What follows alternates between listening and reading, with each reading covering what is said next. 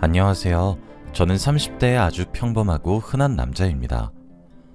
제게 특이한 점이 하나 있다면 저는 한국에서 나고 자란 뼛속까지 한국이지만 한국을 떠난 다른 나라에 정착해서 살고 있다는 점이에요.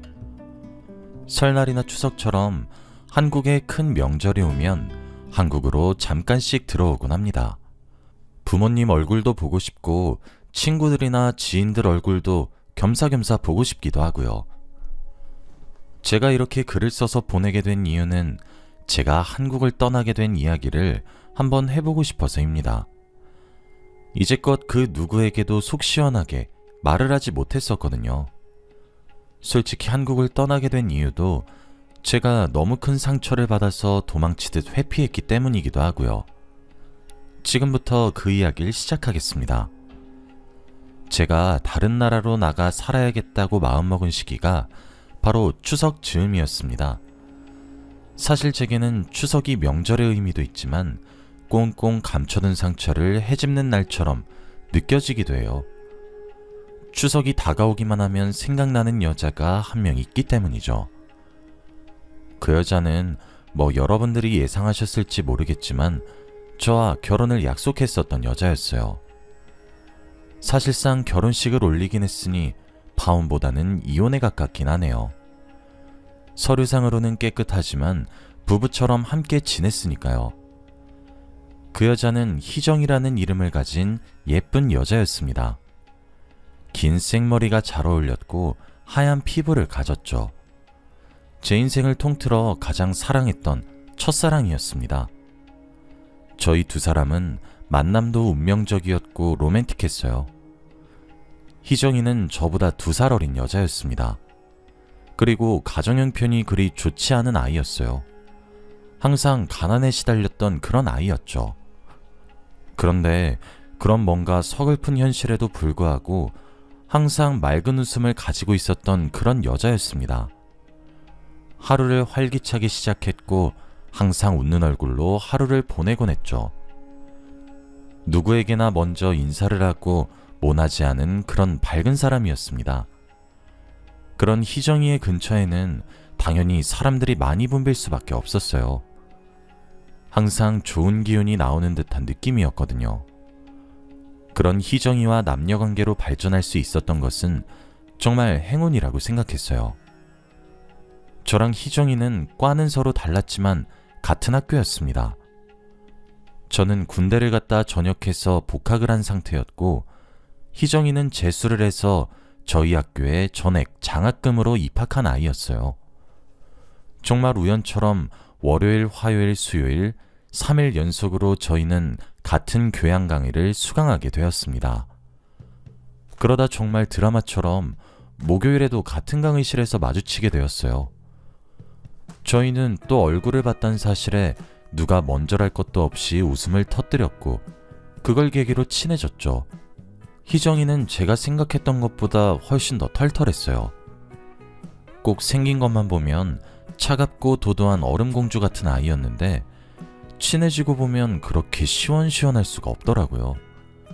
매력이 철철 넘치다 못해 흐르는 희정이에게 제가 좋아하는 마음을 품은 건 어찌 보면 자연스러운 일이었죠. 터질 것 같은 제 마음을 주체하지 못해서 떠밀리듯 건넨 제 고백을 희정이는 웃으면서 받아주었고 우린 그렇게 연인이 되었습니다. 연인이 되었지만 희정이는 여전히 바빴어요. 틈내서 공부도 해야 했고 아르바이트도 해야 했고 저도 만나야 했죠. 그런데도 긍정적인 마음을 잃지 않고 꿋꿋하게 앞으로 전진하는 모습에 정말 많이 배웠어요. 실제로 만나보니 희정이는 제가 생각했던 것보다 더 멋진 사람이었거든요. 그렇게 저희 두 사람은 8년이란 세월을 만났습니다. 희정이를 만나면 만날수록 저는 너무 사랑하게 되었고 결혼까지 생각하게 되었죠. 저는 희정이를 제 인생에서 첫 여자이자 마지막 여자로 만들어야겠다고 생각했습니다. 하지만 저는 부모님 두 분 다 돈을 많이 버셔서 여유로운 가정 형편이었고 희정이는 그런 저와 정반대였어요. 그리고 이 부분을 특히 희정이가 참 많이 버거워했습니다. 저보다 본인의 조건이 더 못났다고 생각했던 것 같아요. 하지만 사랑하면 도와주고 싶은 것이 당연하잖아요. 저는 개의치 않다고 말해주었고 제가 계속 함께 있으면서 돕고 싶다고 했어요. 제가 가진 것을 전부 나눠서라도 희정이와 함께 미래를 꾸려나가고 싶더라고요. 그렇게 전 진심을 다해 프로포즈를 했고 희정이는 감동의 눈물을 흘리며 받아주었습니다. 희정이네 집에서는 조금 과장해서 저를 정말 쌍수들고 반겨주셨죠. 그런데 저희 부모님이 희정이를 반대하고 나섰어요. 처음에 제게 이야기를 들었을 때는 부모님 두 분 다 희정이가 씩씩하다고 요즘 보기 드문 사람이라며 돈은 있다가도 없고 없다가도 있는 것이니까 결혼을 진행하라고 말씀하셨는데 막상 희정이 얼굴을 직접 보고는 조금 생각을 해보자고 하시더라고요. 저는 영문을 알 수가 없었는데 부모님께서는 조금 쎄하다는 말만 하실 뿐이었죠. 희정이는 그런 저희 부모님의 모습에 커다란 상처를 받았고 저를 포기하겠다며 제게 헤어지자고 이야기를 했어요. 저는 그런 희정이를 붙잡았고 매달렸으며 결혼하자고 설득했습니다. 그리고 제멋대로 식을 진행하기까지 했습니다. 결국 한치의 양보도 하지 않는 제 모습에 저희 부모님은 두 손 두 발을 닫으셨고 허락해 주셨죠. 사실 희정이는 그동안 모은 돈들을 전부 학교를 다니는 생활비로도 사용했고 취직을 한 이후부터는 월급을 받는 족족 본인이 가장이었기 때문에 그 돈으로 가게를 꾸렸어요. 그래서 결혼 자금으로 모은 돈이 사실 없다고 봐도 무방했죠. 그래서 저희 집에서 집을 준비했어요. 결혼식도 저희 집에서 지원해 주신 돈으로 올리기로 했죠. 여자친구는 정말 감사하다며 꼭 효도로 갚겠다고 예쁜 말로 돌려주더라고요. 함께 웨딩 사진을 찍고 청첩장을 만들었어요. 그때까지 전 정말 세상에서 제일 행복한 남자였죠. 결혼식을 2달 앞둔 어느 날이었습니다. 그날은 여자친구가 결혼을 하기로 해서 친구들에게 크게 한턱 쏜다고 했던 날이었어요. 평소에도 워낙 자기 관리에 철저했던 사람이라 의심 없이 알겠다고 하고 잠들어 있었죠. 그런데 새벽 2시 정도가 되었을까? 전화벨이 울리더군요. 여보세요? 오빠, 나 가연인데 희정이가 야, 너 오빠한테 전화했어? 미쳤냐? 당장 끊어. 제대로 발음도 하지 못할 정도로 이야기하는데 전화기 넘어서도 술 냄새가 나더라고요. 그리고 다급하게 전화를 끊게 만드는 주변의 왁자지껄한 목소리가 왠지 불안했어요. 무엇보다 희정이에 대한 이야기를 다른 사람들이 못하게 막는다는 사실이 뭐랄까 불안해졌죠. 가연이는 희정이와 친한 친구였거든요. 저는 어리둥절한 채로 멍하니 앉아있다가 가연이에게 다시 전화해볼 요량으로 휴대폰을 들었습니다. 그런데 진동소리와 함께 문자 메시지가 오더군요. 오빠, 오늘 가연이 처녀 파티 했어. 알고는 있었어? 진짜 오빠가 너무 아까워서 말해주는 거야. 내가 이렇게 말했던 사실은 비밀로 해줘. 땡땡동 아라비안 나이트야. 저는 가연이의 문자를 보자마자 바로 차에 시동을 걸고 집을 나섰습니다. 가연이가 말한 아라비안 나이트 근처에 차를 대고 있었어요. 새벽 2시가 넘은 시간에도 사람이 붐비더라고요. 안으로 들어가서 찾아야 하는 건지 망설이고 있었습니다. 제가 알던 희영이는 나이트의 니은자도 모르는 사람이었거든요. 하지만 가연이의 문자 메시지를 무시할 수도 없더라고요. 한참을 기다렸을까? 저 멀리서 익숙한 실루엣이 보이기 시작했어요. 술에 취해 방방 뛰며 자신의 몸도 제대로 가누지 못하는 여자가 하나 보였는데 그게 바로 희영이었죠. 그리고 희영이는 혼자가 아니었습니다. 그 옆에는 낯선 남자도 하나 보였어요. 희영이는 제게 자주 업어달라고 애교를 부렸는데 마치 제게 하듯 그 남자에게 똑같이 애교를 부리고 업히더군요. 저는 정말 두 눈으로 보면서도 믿기지 않았습니다. 그 사람의 뒤를 차로 밟았더니 결국 모텔로 향하더군요. 그때 제가 느꼈던 참담함은 차마 표현이 안 되는 것 같아요. 저는 제가 연인의 바람 현장을 발견하면 득달같이 달려들어 따지고 들 줄 알았는데 실제로 그런 상황에 놓이니까 정말 아무런 행동도 취할 수가 없더라고요. 모텔에 들어가는 모습을 블랙박스에 담은 채로 저는 집으로 돌아왔습니다. 다음날 희정이가 아무렇지 않게 제게 잘 잤냐는 연락을 해왔고 저는 만나자고 했어요. 아무리 제가 희정이를 많이 사랑해도 아닌 건 아니라고 생각했기 때문이죠. 희정이에게 지금 너희 부모님도 뵙고 말씀드리겠다고 했고 무작정 이른 아침 희정이네 집으로 찾아갔습니다. 이른 시간에 왜 왔냐는 희정이네 부모님의 모습 뒤로 희정이가 보였어요. 뭔가 제 분위기가 달라졌단 것을 아는 듯 눈치를 보기 시작하더군요. 저는 할 말이 있다고 이야기한 뒤 어제 제가 목격한 블랙박스 영상을 휴대폰으로 보여드렸습니다. 희정이네 어머님은 입을 막으시고 놀라워하셨고 희정이네 아버님은 희정이 머리채부터 잡았죠. 제 눈앞에서 자기 딸의 뺨을 내려치며 내가 그리 키웠냐고 화를 내시는데 말리고 싶지도 않았어요. 희정이는 제게 무릎을 꿇고 빌기 시작했어요. 정말 단 한순간의 실수였고 친구들이 결혼 전에 나이트 한 번은 다 가는 거라고 해서 따라갔었는데 술김에 저지른 실수였다고 미안하다고 펑펑 울면서 말이에요. 그런데 희정이도 빌고 희정이네 부모님도 빌고 평생 죄인의 마음으로 살겠다고 미안하다고 한 번만 용서해달라고 그렇게 비는데 사랑 그깟 것이 대체 뭐라고 외면하기가 그리 어려운 건지. 바보 같을지 몰라도 전 희정이를 용서했습니다. 머리로는 안 된다고 외치는데 마음이 시키는 대로 할 수밖에 없더라고요. 대신 조건을 붙였죠. 혼인신고를 미루는 것으로 말이에요. 게다가 제 마음속에 이미 불안과 의심이 커져버렸기 때문에 그녀를 용서할 시간이 필요하기도 했죠. 결국 계획했었던 대로 결혼식을 진행했어요. 저희 부모님께는 알리지도 않았어요. 처음엔 깨진 신뢰로 어떻게 사나 했었는데 막상 살림을 합쳐서 함께 살기 시작하니 사라지더라고요.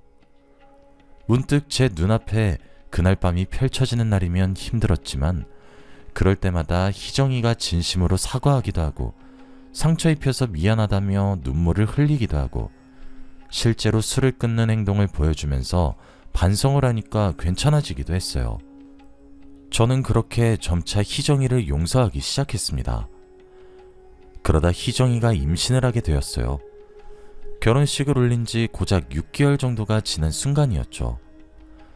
임신 4주차라며 제게 수줍게 임신 테스트기를 건네는 희정이를 보고 저도 가슴이 벅찼습니다. 저도 드디어 아빠가 된다는 사실에 말이에요.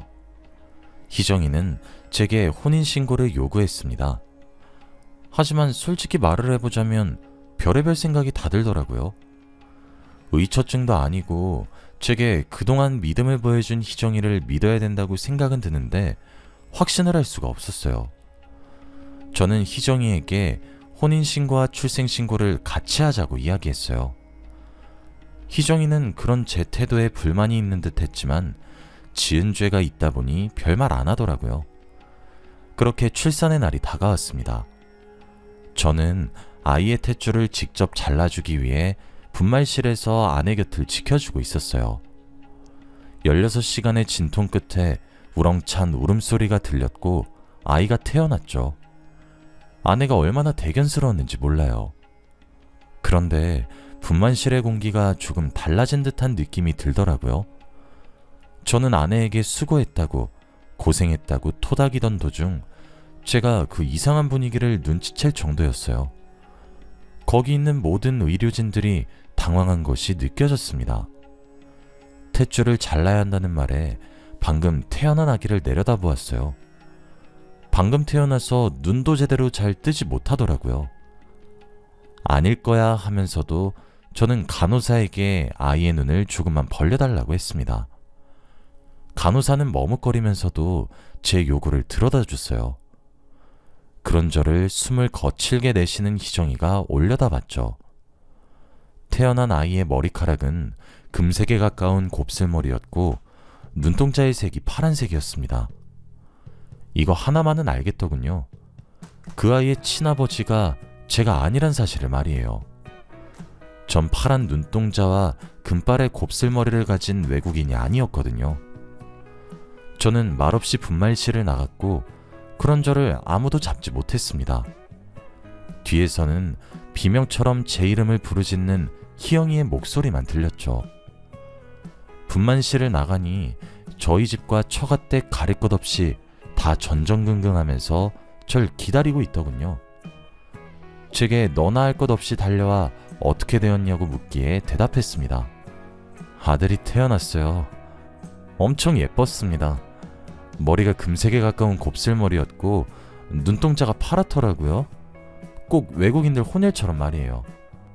아이 아빠가 정말 누군지 궁금하네요. 제 말에 그곳에 정막이 흘렀습니다. 저는 정말 배신감을 이루 말할 수가 없었어요. 제게 임신 4주차라고 배시시 웃던 그녀는 저와 결혼식을 올리고 난 이후에도 부정을 저질렀던 거였고 그게 저와 그녀의 아이라고 생각해 출산을 했던 거였어요. 심지어 저는 그런 그녀를 용서했는데 또 그와 같은 실수를 반복한 그녀를 용서할 수가 없었습니다. 사람이 너무 큰 충격을 받으면 오히려 차갑게 식기 시작하더군요. 저는 아내로 받아들이고 있던 희정이의 배신에 정신을 차릴 수가 없었어요. 저는 집으로 돌아왔고 그 다음 날부터 처가댁과 아내인 희정이의 연락이 번갈아 오기 시작했어요. 단 한 통도 받지 않았습니다. 저희 부모님도 화가 단단히 나셨죠. 바로 변호사를 알아봐 주시더니 소송 준비를 하시기 시작하셨거든요. 처음에 저는 파혼을 해야겠다고 생각을 했었는데 식을 올리고 함께 살고 있었기 때문에 사실혼에 해당할 수 있어서 위자료 청구가 가능하더라고요. 이혼과 파혼 그 중간 어디쯤인 것 같았죠. 저는 소송뿐만 아니라 제가 베푼 경제적 지원까지도 모조리 회수했습니다. 이제껏 입고 먹인 것까지 도로 아사올 순 없었지만 아내뿐 아니라 그 친정 식구들까지 먹여 살리고 있던 지원들도 만만치 않았기에 전부 빼앗았죠. 당장 아내의 친정 부모님이 머물고 계신 집조차도 제 명의로 된 곳이었고 일하고 계신 곳조차도 제가 붙여준 곳이었거든요. 하루아침에 거리에 나앉게 생긴 제 부모의 처지를 보고 무슨 생각을 하게 된 것인지 아내는 제게 전화를 걸어와 고래고래 소리를 질렀습니다. 뭘 잘했다는 건지 제게 오해라고 갑자기 자신에게 왜 이렇게 못되게 구냐는데 정말 어이가 없더군요. 저는 법적으로 해결할 거니까 준비하라는 말만 하고 전화를 끊었습니다. 그런데 그때 문득 가연이의 얼굴이 생각나더라고요. 저는 가연이에게 연락해 만나자고 이야기했습니다. 가연이는 제 한마디에 뭔가 생각하는 듯하다 흔쾌히 나오더군요. 가연이를 만나 그때 제게 처녀 파티를 알려준 것은 취기였는지 아님 제정신이었는지 물어봤어요. 가연이의 대답은 취한 척 연기한 제정신이었다고 했고 그 뒤로 이야기를 시작했죠. 오빠, 희정이 너무 믿지 마요. 오빠가 정말 순진할 것 같아서 그래. 그래, 나도 그렇게 떳떳하게 살아왔다고 당당하게 말할 처지는 안 되는데 오빠가 너무 아까워서 그래요. 희정이 술집에서 일하기도 했었어. 오빠랑 결혼하고 난 뒤에도 매일 술집에서 술도 따르고 오빠는 오랜 세월 만나서 다 안다고 생각할지 몰라도 오빠가 생각하는 것보다 희정이 더 무섭고 독한 애야. 가연이의 말은 너무 충격적이었어요. 가연이는 제가 믿질 못하자 둘이서 같이 술집에서 일을 했던 시절 찍은 사진들과 동영상 등을 보여줬죠. 오빠, 희정이 오빠 돈 많은 거 정말 잘 알아. 그래서 오빠 만난 거라고. 정신 차려. 가연이는 제게 그렇게 불편한 진실을 알려주고 헤어졌습니다. 가연이와의 대화로 있던 정 없던 정 다 떨어진 저는 희정이가 그 오랜 세월 동안 절 감쪽같이 속여온 것도 너무 괘씸했어요. 그리고 희정이가 가장 무서워하는 돈으로 복수하기 시작했죠. 희정이가 결혼할 때 몸만 왔기 때문에 재산 분할할 것이 없음은 당연했고, 아이 또한 제 친자가 아니었기에 아내의 외도 자료로 증빙이 가능했고, 그뿐 아니라 이제까지 몰랐던 제가 너무 어이가 없어질 정도로 증거를 하나 잡기 시작하니 무슨 줄기에 매달린 감자 마냥 주렁주렁 딸려오더라고요. 결국 저는 위자료 3천만 원과 함께 그녀와 이혼에 성공할 수 있었습니다. 사실혼이어도 부부와 책임지는 문제는 같아서 그런지 이혼소송같이 이루어졌어요. 그뿐 아니라 희정이는 집도 절도 가진 것 모두 다 잃었으니 어쩔 도리가 없었을 거예요. 희정이는 뒤늦게 제 마음이 옛날과 달리 확고하다는 사실을 알고 저를 애타게 붙잡았지만 정말 징글징글하고 지긋지긋해서 희정이에게 저도 더 이상 휘둘리지 않게 되더라고요. 저는 그 일로 정말 커다란 마음의 상처를 받게 되었습니다. 20대 제 청춘 다 바쳐서 사랑했던 사람에게 너무 큰 배신을 당해서인지 알 수 없으나 더 이상 한국에 남아있고 싶다는 생각이 들지도 않더라고요. 또 제가 그녀를 버릴 수 있을 거라 생각하지도 못했던 것인지 무슨 자신감인지 몰라도 저와 법적 분쟁 이후 저희 부모님 댁에 찾아와 아이를 입양 보내겠으니 한 번만 더 기회를 달라고 하도 울고부채기도 하더라고요. 저는 처음에 원래 살던 지역을 벗어나서 취업을 해서 지냈었는데, 제가 돌아오는 추석같이 큰 명절이 올 때면 저희 본가에 망부석 마냥 서서 저를 기다리는데 병적인 집착처럼 느껴지더라고요. 결국 저는 도망치듯 유학길에 오르게 된 거였습니다. 그리고 지금 일본에서 정착해서 살고 있는 것이기도 하고요. 저는 그 이후로 트라우마가 생긴 것인지 옛날처럼 연애하는 것이 쉽게 느껴지지 않고 어렵게 느껴집니다. 하지만 시간이 약이라고 저도 언젠가 이 불행을 딛고 일어서는 사람이 될 거라고 믿습니다. 여기까지가 제 이야기였습니다. 긴 이야기 들어주셔서 감사합니다. 행복하세요.